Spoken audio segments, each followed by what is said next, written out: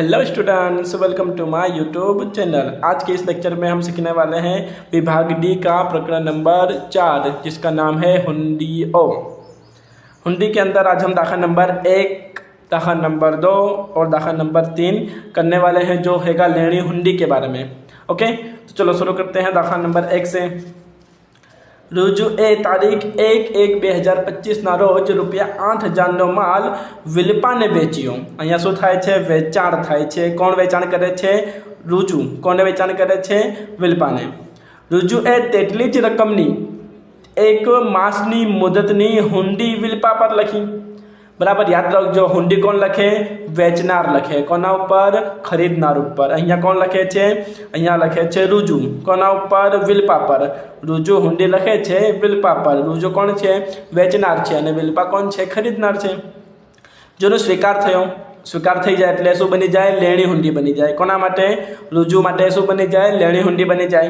पाक्या तारीखे आ हुंडीना नाणां चूकवाई गया। पाक्या तारीख एटले કેટલા માસની હુંડી લખી છે? હુંડી લખી છે 1 માસની। કેટલા માસની? 1 માસની, એટલે કે આ તારીખથી લઈને 1 મહિના પછી એ શું આવશે? પાક્યા તારીખ આવશે। ઓકે, તો પાક્યા તારીખે આ હુંડીના નાણાં ચૂકવાઈ ગયા, એટલે હુંડીના પૈસા મળી ગયા। रुजुના ચોપડે જરૂરી આમ નોંધ લખો। रुजु જે ધંધાનો માલિક છે, જે વેચાણ કરે છે, એના ચોપડે આપણે આમ નોંધ લખવાની છે। તો ચલો ફટાફટ આમ નોંધ લખી લઈએ।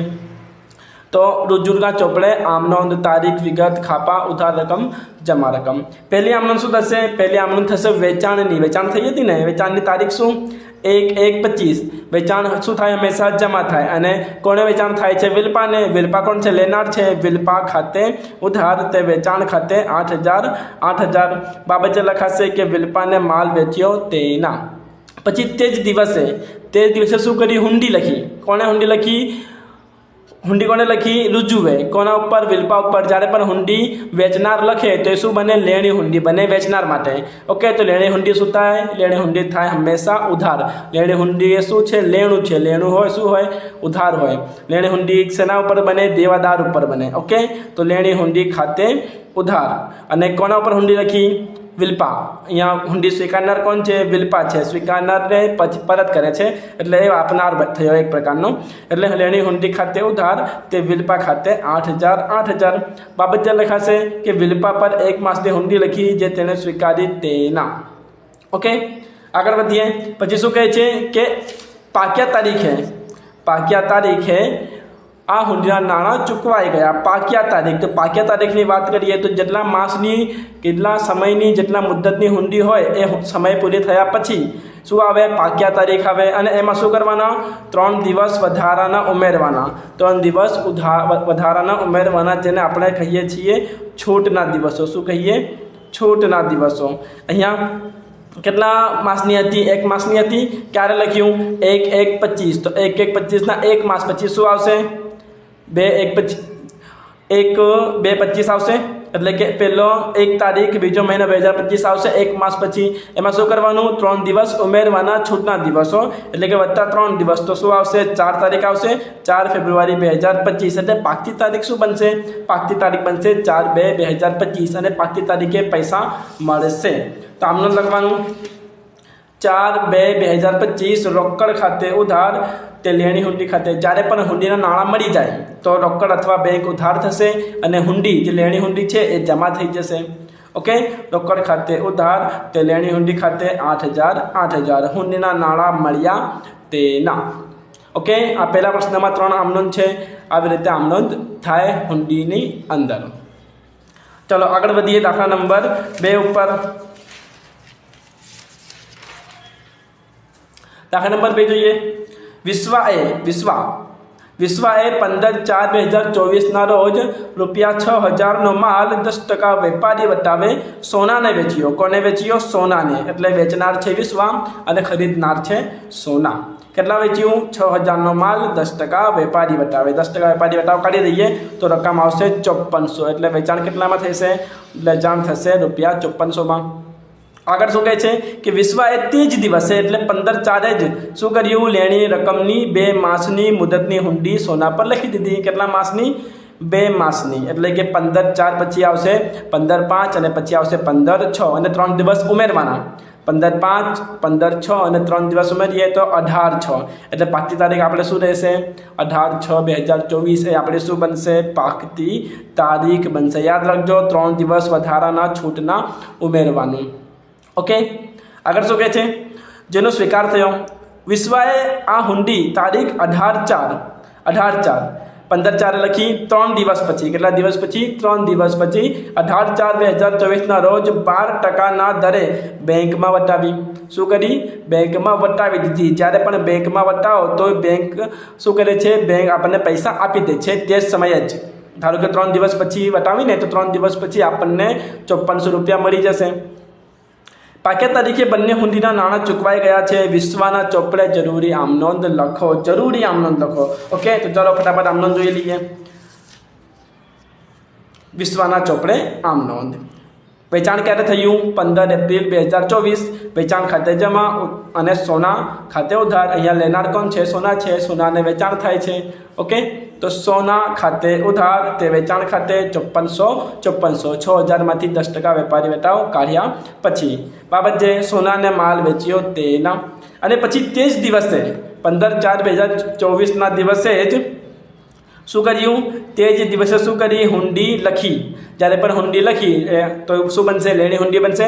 તો લેણી હુંડી ખાતે ઉધાર અને સામે વ્યક્તિ કોણ છે સોના છે તે સોના ખાતે 5400 સોનાએ હુંડી સ્વીકારી પરત કરી તેના। ઓકે, હવે આગળ વધીએ। 3 દિવસ પછી 15 તારીખના 3 દિવસ પછી 18 તારીખે શું કર્યું બેંકમાં વટાવી દીધી। બેંકમાં વટાવી દીધી એટલે આપણે પૈસા મળશે, કોણ આપશે બેંક આપશે। એટલે બેંકમાં પૈસા આવી જશે બેંક ખાતે ઉધાર અને શું આપ્યું આપણે વટાવ પણ આપ્યું। વટાવ શું બનશે આપણને ખર્ચ બનશે। આપેલ વટાવ ખાતે ઉધાર અને હુંડી શું થઈ જાય જમા થઈ જાય। જ્યારે પણ હુંડીના નાણાં મળે લેડી હુંડીના નાણાં મળે તો એ જમા કરી નાખવાનું। ઓકે, હુંડીની રકમ કેટલી હતી 5400 રૂપિયા। હવે રકમ ફરીથી જો ગણતરી શું થાય છે 12%ના દરે કેટલા દરે 12% દરે। જ્યારે પણ ટકા હોય તો ટકા કાઢવાના। કેટલી રકમ હતી 5400 હતી તો 5400ના કરવાના 12% અને 12% કર્યા પછી મહિના પણ કરવાના। મહિના કેવી રીતે કેમ કે હુંડી જે છે કેટલા માસની છે 2 માસની છે। કેટલા માસની છે 2 માસની છે અને કયા તારીખે આપણે વટાવીએ છીએ 4 તારીખે 18 તારીખના ચોથા મહિનાએ અને આપણને પૈસા પાછી તારીખ ક્યારે આવવાની હતી પાછી તારીખ આવવાની હતી 18 છે। એટલે કે 2 મહિના પાછી તારીખથી 2 મહિના પહેલાં જ શું કરી આપણે વટાવી દીધી। એટલે જે શું કહેવાય જે વટાવ છે 12% એ કેટલા હશે 2 મહિનાનું હશે। કેટલા હશે 2 મહિનાનું હશે। એટલે કે 5400ના 12% કરવાના અને પછી 2 મહિના કરવાના। 2 મહિના એટલે 2/12।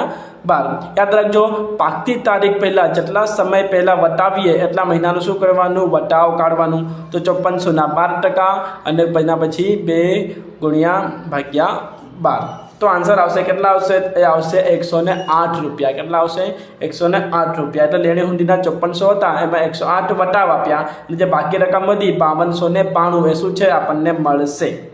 ઓકે, બાબત જે થશે હુંડી બેંકમાં વટાવી અને વટાવ ચૂકવ્યો તેના। ઓકે, પછી શું કહે છે આગળ કે પાકતી તારીખે બંને એ હુંડીના નાણાં મળી ગયા। આ કામનું નથી।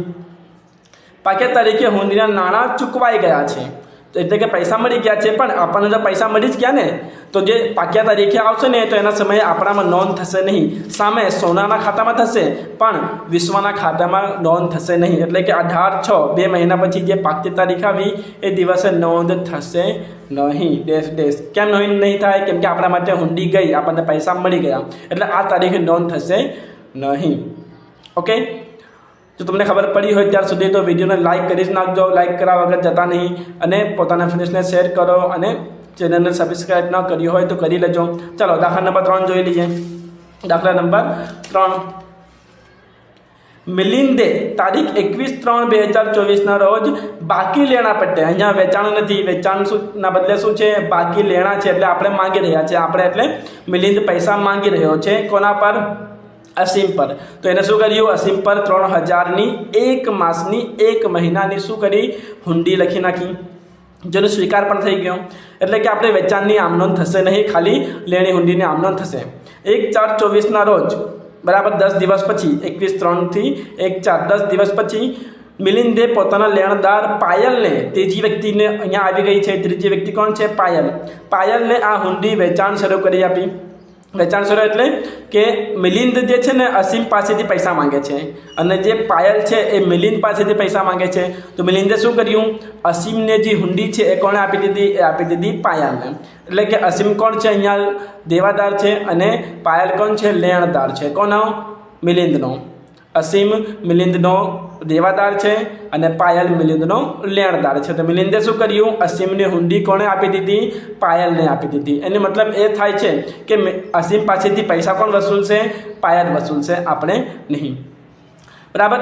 વેચાણ શરૂ કરી આપી. પાક્યા તરીકે આ હુંડીના નાણાં ચૂકવાઈ ગયા. મિલિંદના ચોપડે જરૂરી આમનોંધ લખો. કોના ચોપડે? મિલિંદના ચોપડે. બરાબર. તો આમનોંધ થશે. પહેલી આમનોંધ 21/3/2024 લેણી હુંડી ખાતે ઉધાર તે અસીમ ખાતે. હુંડી લખી અને આપણને પરત મળી તો હુંડી થશે ઉધાર. અને વ્યક્તિ કોણ છે? અસીમ છે. લેણી હુંડી ખાતે ઉધાર તે અસીમ ખાતે 3000 અસીમ પર હુંડી લખી જેનો સ્વીકાર થયો તેના.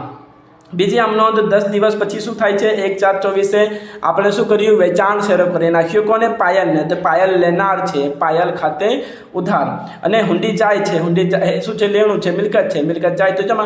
પાયલ ખાતે ઉધાર તે લેણી હુંડી ખાતે 3000 હુંડી પાયલને વેચાણ શરૂ કરી તેના.